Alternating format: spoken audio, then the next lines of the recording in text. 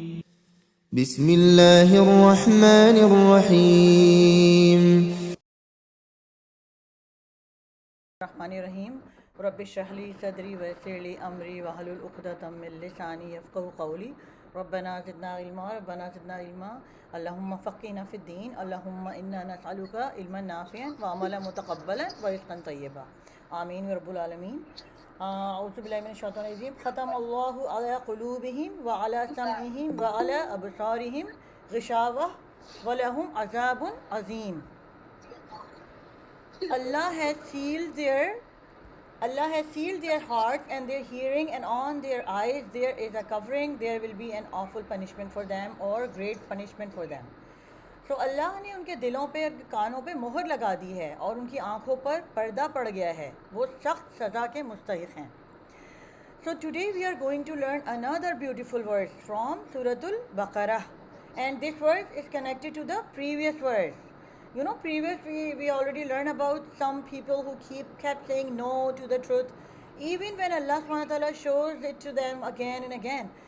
But because they do not want to listen or learn, so what Allah subhanahu wa ta'ala did, Allah subhanahu wa ta'ala allows their hearts to become closed. Right? And Allah subhanahu wa ta'ala sealed their hearts. So what does that mean, sealed their hearts? This means their hearts are like a locked door. Good advice or and guidance cannot go inside because they do not want to open it. And what about the other thing? Sealed hearing. Like this, they can hear with their ears, but they do not listen carefully or learn from Allah's words, right? Like they have ears, but they don't want to listen. What they don't want to listen? They don't want to listen for Allah's words, right? About Allah's creation or whatever Allah's thing. They don't want to listen, right? And the third thing, Allah cover over their eyes, right? It is like wearing a curtain, like their eyes, like Allah's signs are all around them, but they don't want to choose to see them, right? So that's why Allah subhanahu wa ta'ala sealed their hearts and their hearing and their eyes, right?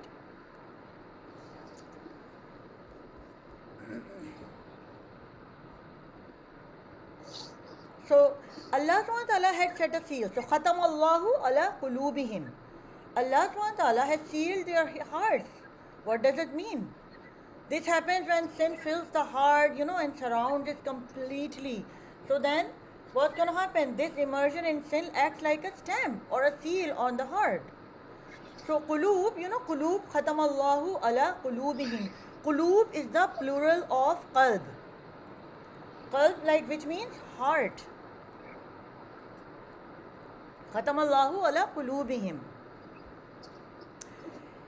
Now, there is something deeply beautiful and powerful that we must reflect upon. When Allah subhanahu wa ta'ala begins Surah Al-Baqarah, what he says? Zalikal kitabu la rayba fi, right?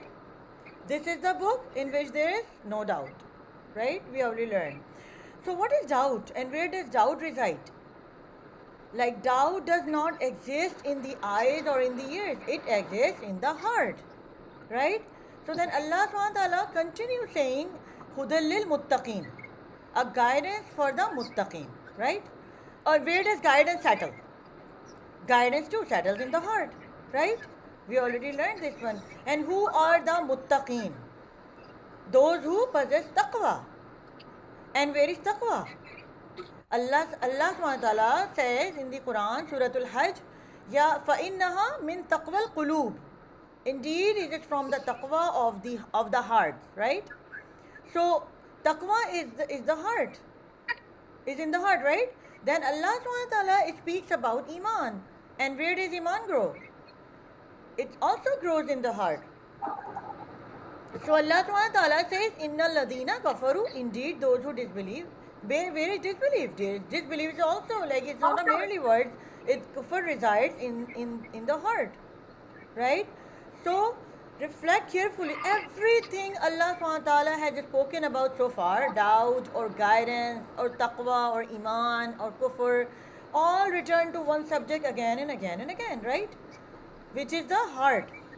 So right now, you can see the power of compassion in the Quran. We are learning right now, khatamallahu ala qulubihim wa ala sam'ihim. So notice the order, like, first the heart, then the hearing. So, but when we go to Suratul Jasiyah, which is, you can see on my slide, Allah subhanahu wa ta'ala says, have you seen the one who takes the own desires as his God, and whom Allah has led astray knowingly, and sealed his hearing and his heart, and placed a veil over in his sight? Who then can guide him after Allah? Will you not then remember?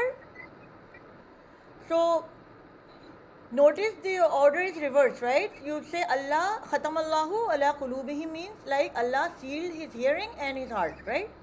Now, in the Surah Al-Jasiyah, first the hearing, then the heart. Why? Because the crime of the disbeliever in Surah Al-Jasiyah was not ignorance. It was refusal to listen, right? And they deliberately rejected the truth. So when it reached their ears, so Allah subhanahu wa ta'ala sealed their hearing first. Right? Subhanallah. So look at the perfection of the Quran. Like every single word is placed with absolute precision, right? Every sequence carries meaning. So right now, subject is the heart itself, right? So Allah subhanahu wa ta'ala seals the heart first. Alright? And in Surah Al-Jasiyah, the crime was arrogant, refusal to hear. So Allah subhanahu wa ta'ala seals the ears first. Subhanallah. Beautiful words, right? From Surah Al-Jasiyah.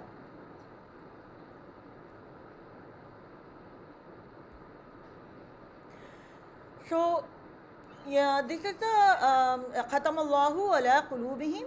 Allah has sealed their hearts, like Qatada. This is he is a scholar, a known scholar. He explained that this verse teaches us an important lesson. When people disobey Allah subhanahu wa ta'ala and His Messenger, Shaitan gains control over them. Right? So as a result of this disobedience, Allah subhanahu wa ta'ala seals their hearts, their hearing, and their sight. So when this happens, they are no longer able to understand the truth or accept guidance from Allah subhanahu wa ta'ala, right? This shows us like that the heart is very sensitive. Our hearts are not fixed, they change over time, right? So if a person protects their heart with obedience, it becomes strong and alive, right? So but if a person neglects their heart and follows sins, so it slowly becomes hard and blind to the truth, right? Yeah, can you please guys mute your mic? Because it's a little bit noisy. So, in the same way, our hearts also change.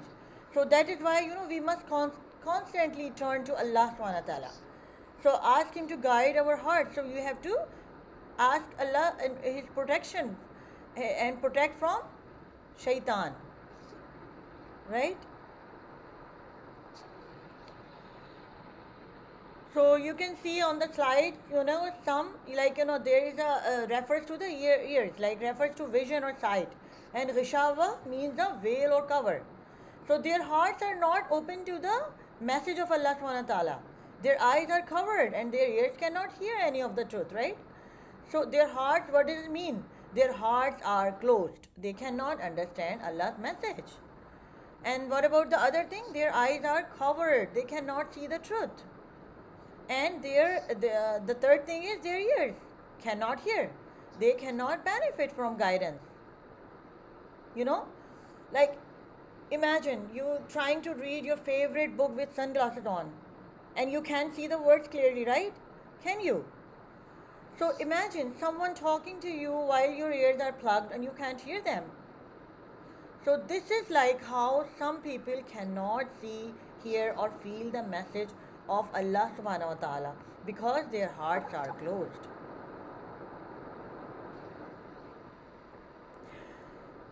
So, وَعَلَى أَبْصَارِهِمْ غِشَاوَةٌ. The phrase ala abasarihim is placed first to emphasize that the problem is not the eyes themselves, but what covers them, highlighting spiritual blindness, right? Not the physical one, the spiritual blindness. Imagine trying to see through a window, or window is covered with a thick curtain. No matter how bright the sun is outside, you can see anything clearly, right? So Allah is telling us that some people cannot see the truth, not because their eyes are broken, not because, but because there is a covering over their hearts and minds, right? So their eyes cannot understand the right way. Just like a covered window cannot let light in, right? So a covering does not mean like, the blindness, the physical blindness they see, but they do not truly see. And they do not see they do not see the truth, right? For example, they see the messenger of Allah, sallallahu alaihi wasallam, right? But they see his perfect character, his honesty, his mercy, but they don't believe him, right? They didn't believe him. They didn't trust. Yet they have the audacity to call him a liar. They have the audacity to call him a magician, right? Even though they see no magic but only truth, but they cannot see the truth. So this is why Allah subhanahu wa ta'ala sealed their eyes and ears, right?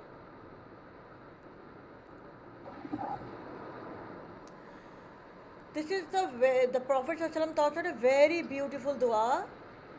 You can see on the slide, and this beautiful dua teaches us to ask Allah subhanahu wa ta'ala for guidance and help in staying on the right path. Ya muqallibul qulub sabbit qalbi ala dinik. The Prophet ﷺ said, O turners of the heart, make my heart firm upon your religion. Right? Subhanallah. So Allah subhanahu wa ta'ala is the controller of hearts, right? And our hearts can change. Sometime, we feel close to Allah, another time we may feel far away. So only Allah subhanahu wa ta'ala can make our hearts firm and steady in faith. And it also reminds us that faith is a blessing from Allah subhanahu wa ta'ala. Not something we can, keep strong by ourselves, right? So what should we do then? So we should say this dua, this dua often and recite it in our salah. After the tashahhud, you can recite it in our salah. Memorize it and pray regularly this dua. This is really beautiful, very beautiful dua. And this one is all of these like help strengthen the heart and iman, inshallah. Okay? So we're gonna start memorizing this dua. Ya muqallibul qulub sabbit qalbi ala dinik, inshallah. So you can see the visual slide of this dua. The Prophet ﷺ said, O turner of the hearts, make my heart firm upon your religion. I will share this in the WhatsApp group, inshallah. Okay? Walahum azabun azim. Azab is a mentally, as well as physical punishment. While like azim denotes the greatness of that punishment.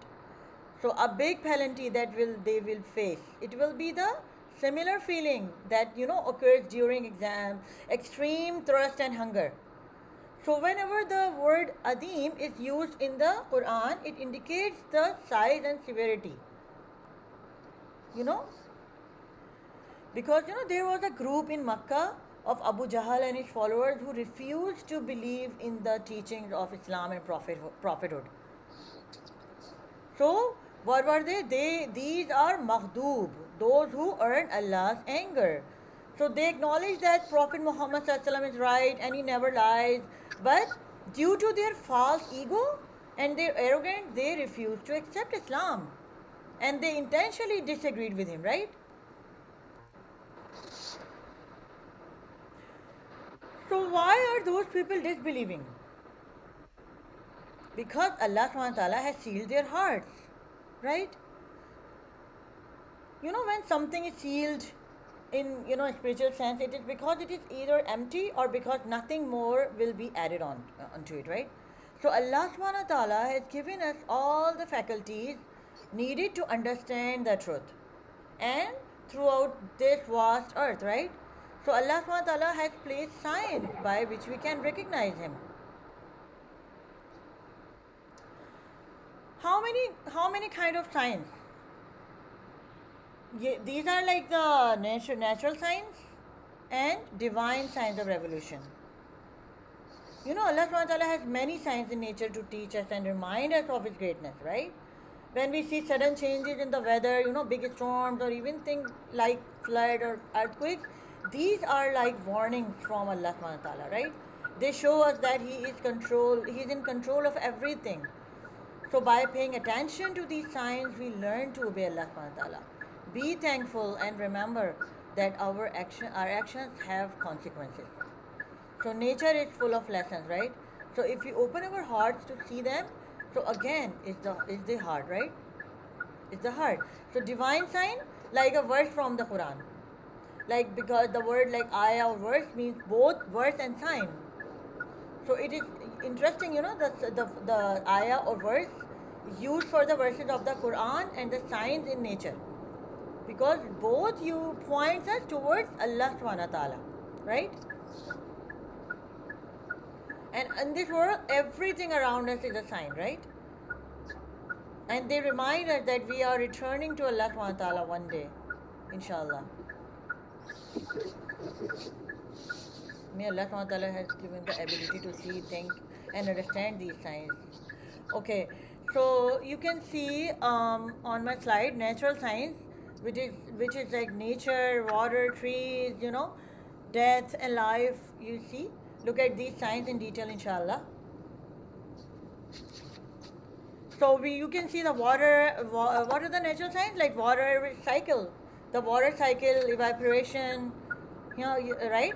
Condensation. The sun heats up water from ocean, rivers, and lakes, right?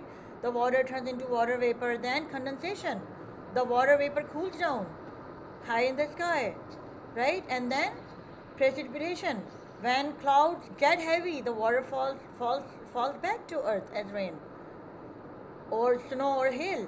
And the last one is collection. The water collects in rivers, lakes, and oceans, right? And then this cycle repeats. So what is this? This is Allah's creation, right? This is Allah's. We have to think about it. We have to use our thinking, our faculties, right, to understand these things. As you can see on the slide, nature.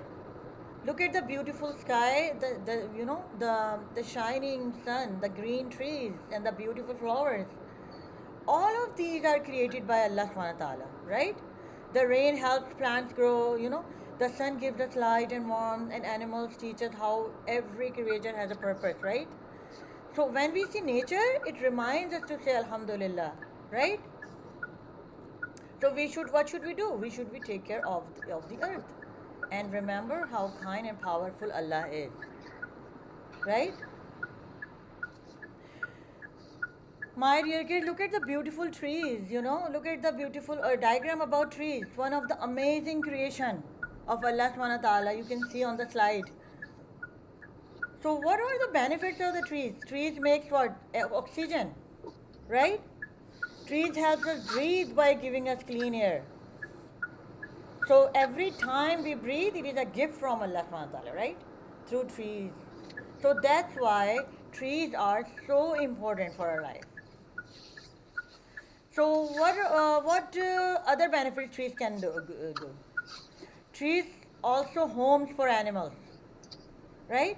Like trees are like houses for birds, squirrels, you know, many other animals. They rest there, find food and stay safe, right? So Allah subhanahu wa ta'ala made trees so all of these creations can live happily, right? So what are some other benefits of trees? So trees give us a fruit, right? Like they give us delicious fruits like apple, oranges, dates, you know. So these fruits are sweet, healthy, and good for our bodies. And what are the other benefits? Trees keep us cool on hot days, right? Like trees give us a shade and help cool the earth. So trees are also signs of Allah's wisdom and mercy. This is very important. When we look at the trees, you know what we should remember? We remember how wise and kind Allah is. Right? So what is our lesson? We should say Alhamdulillah. Right? Love trees, take care of them or plants and never harm them. Inshallah. Okay, you can see the beautiful, amazing diagram of solar system about the solar system, one of the greatest creation of Allah subhanahu wa ta'ala, right? So when we look at the sky and the solar system, we always say Subhanallah and Alhamdulillah, right? Right.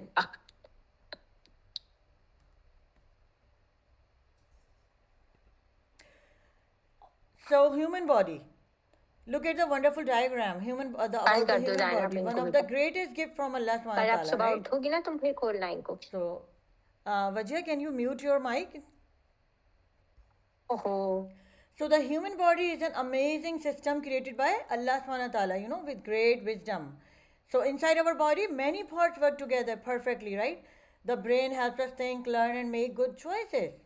The heart pumps blood day and night, right? Inside our body. And the lungs help us breathe in fresh air to stay alive. And what about other things? Our muscles and bones help us move, run, and play, right? And what about the other things in our body, like digestive system? Turns the food we eat into energy, right? So then we can grow strong and healthy.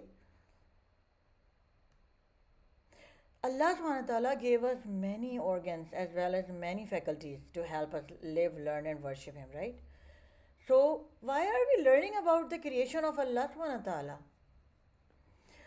It is because Allah subhanahu wa ta'ala has given us these faculties, our eyes, our ears, minds, and hearts, so that we may recognize Him through His signs, right? So when we reflect on the signs of Allah subhanahu wa ta'ala in His creation and use our faculties properly, our faith becomes stronger. We grow closer to Allah subhanahu wa ta'ala, right? And His closeness encourages us to do more good deeds, and live in the way that pleases Him. We see a beautiful example of this in the life of Ibrahim alayhi salam. When he was born, he saw people around him, worshipping idols. They rejected the truth so strongly that their hearts and faculties became blocked. Right? That we have learned in this verse. But Ibrahim alayhi salam did not follow them blindly, right? Instead, what he did? He used his mind and reflected in Allah's creation. Right? Such as the sun, the moon, and the stars, until he recognized the truth, right? And what until they recognize, and then one true creator, Allah subhanahu wa ta'ala, right? So what does this teaches us? This teaches us an important lesson. When we use our faculties sincerely, they guide us to the truth, right? So we will learn more about this story of Ibrahim alayhi salam, inshallah, later.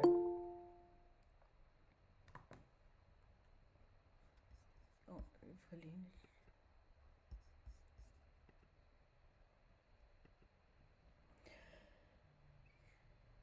what faculties has Allah subhanahu wa ta'ala given us?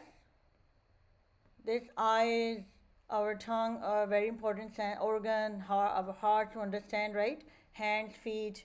So Allah subhanahu wa ta'ala has given us many faculties, abilities, right? To see us live and learn every single day, right? So our eyes help us see the beautiful world Allah subhanahu wa ta'ala created. Our ears help us hear voices, sounds, and the Quran. Most importantly, Quran. And our tongue helps us speak kindly and remember Allah subhanahu wa ta'ala, and also helps us taste food, right? What about our nose? Nose helps us smell and breathe, and our hands and feet help us work, help other walk and pray. So Allah subhanahu wa ta'ala gave us these faculties as a gift and a trust. So what should we do? We should use them in good ways. Say Alhamdulillah, never use them to do something that Allah does not like. So what's our lesson? Allah gave us these faculties as a gift and a trust, right? So we should use them to obey Allah subhanahu wa ta'ala. So another thing, death and life, right? Allah subhanahu wa ta'ala gives us life so we can learn, love, and do good deeds. And we live, play, learn, pray, and help others. because life is a gift from Allah subhanahu wa ta'ala, right? Just like night comes after day, seed grows, then rest in the soil, right? So life also has a time, and Allah knows the best time for everything, right? So what is our job? We should use our faculties in the way of Allah subhanahu wa ta'ala, right? This is very important. Using them positively rather than in refusal or disobedience, right?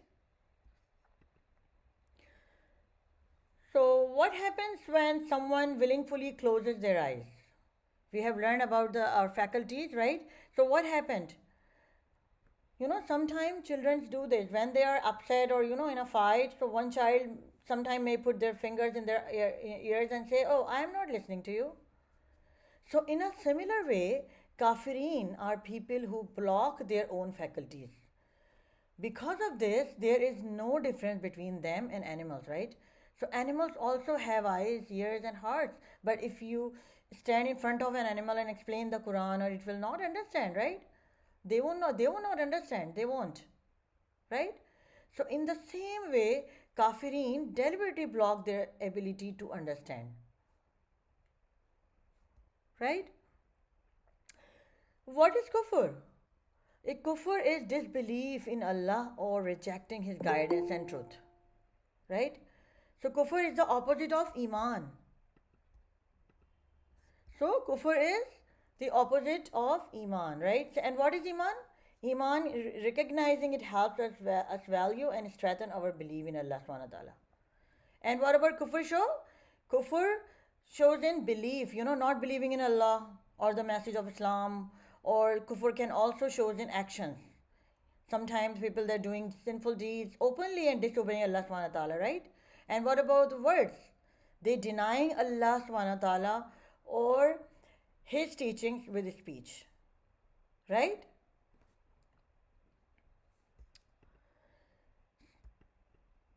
So you can see the example. If someone bandages their eyes with a thick bandage for several weeks, so what's going to happen? When they remove the bandage, their optic nerve may be damaged, right? Or impairing their eyesight. They have eyes, but they can see properly, right?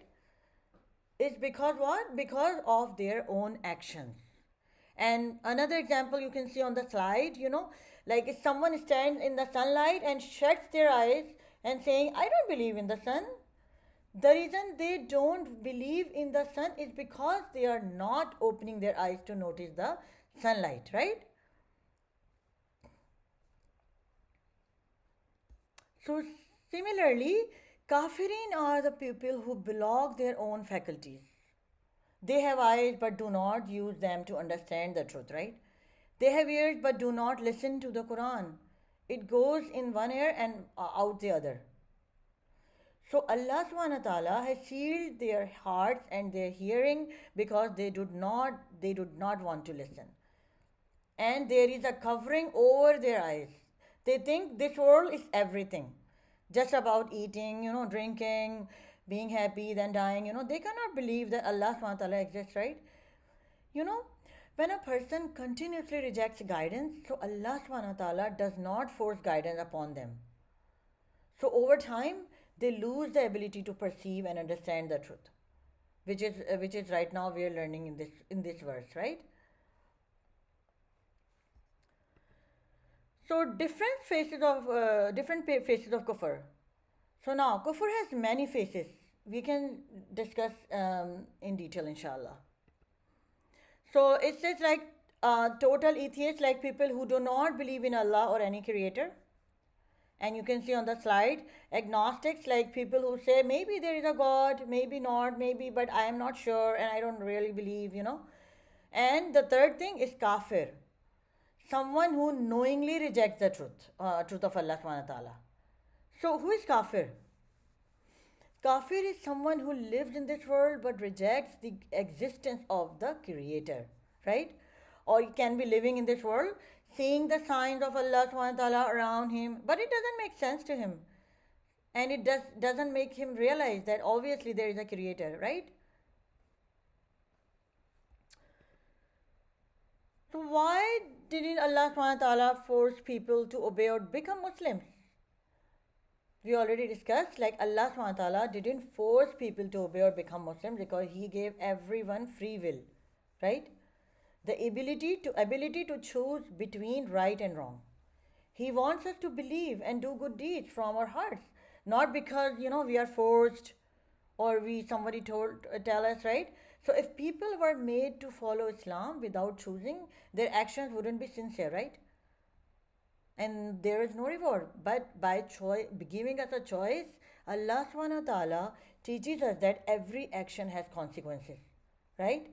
And that true faith comes from love, understanding, and willingness, right? With obedience, inshallah. So, this is what is free will. Like free will, man and jinns are the only creatures who have been granted free will, the ability to choose to obey or disobey Allah subhanahu wa ta'ala, right?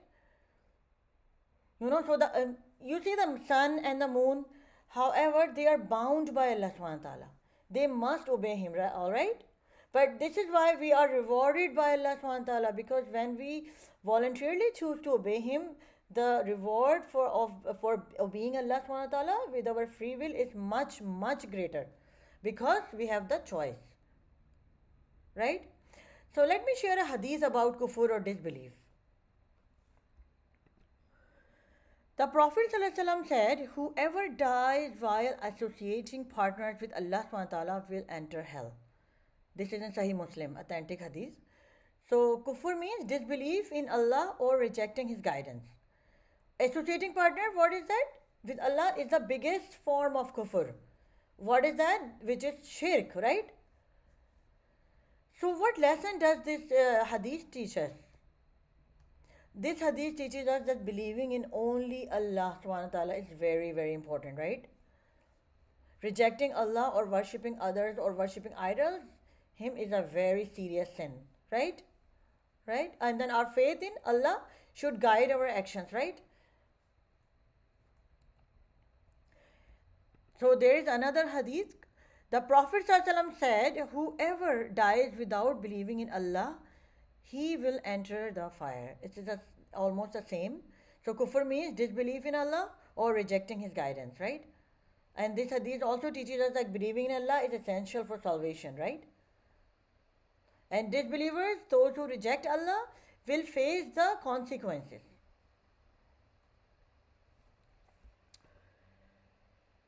So there are two types of kufr: creedal kufr, kufr in action. Kufr has many types, but these are the major ones. These are two types of kufr: creedal kufr, kufr in actions. Creedal kufr, kufr in action. Like although kufr has many forms, but you can say this is disbelief, creedal kufr, like kufr in aqidah. That means like this is disbelief in the heart or in belief. And the other thing, kufr in actions, like kufr amal. Disbelief shown like through actions. Even if the heart believes, like kufr rejecting any part of iman or belief in the unseen, right? Iman bil ghaib, right? You can say like, it denying the basic articles of faith, or you say no when someone's saying, oh, I don't believe in Allah or I don't believe in the Quran, right? Is this creedal kufr? For example, like people who oppose the Prophet ﷺ, they oppose the Quranic revelations, right? And in the existence of Allah subhanahu wa ta'ala. Like they have like very kind of kafir, like Abu Jahl, Abu Lahab, right? Like Pharaoh. And kufr in actions, like a hypocrite or munafiq. So believes in Allah but disobey Him, like his actions that go against Allah's rule, right? And they does sinful deeds even though they know the truth. It's not just about what they believe in their heart, but what they do. Like for example, like lying, stealing, harming others or something like that, right? And another example from Quran and Hadith, you can see like Abdullah bin Ubay claimed to be a Muslim but worked against the Prophet ﷺ. It says in Surah Al-Munafiqun, right? You can see the on my slide. See the kufr. There are types like anad, kufr meaning knowing the truth but stubbornly refusing. Kufr al juhud, denial, like openly denying the truth. And hypocrisy, they are like outwardly appearing as a Muslim but secretly disbelieving. They pretending to pray, pretending that they doing deeds, but they were not for Allah subhanahu wa ta'ala. They were doing for the dunya, right?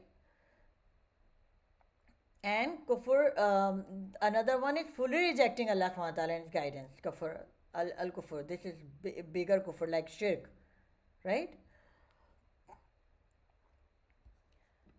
So I'm gonna share a hadith right now. The Prophet ﷺ said, the signs of a hypocrite are there even if he fasts and prays and claims to be a Muslim. When he speaks, he lies. When he promises, he breaks it. When he is trusted, he betrays. Right? So this is an authentic hadith. We should think about which category we fall into according to this hadith. May Allah subhanahu wa ta'ala make our faith strong and keep us on the straight right path. Ameen. So why someone who rejects the truth? Because of arrogance. Some people think, why should I accept this? It doesn't make sense to me. Or they don't want to leave the dunya or worldly life or give up, certain things, Sometimes people say, oh, don't tell me. If I don't know, I won't be asked about it, right? Some of them, they have a perception, if they don't know, they won't be asked about it. I don't want to give up the dunya, Sometimes there is a willful stubbornness. Sometimes because in their hearts they realize the truth but refuse to admit it, right? Or they do not want to bow down or humble themselves.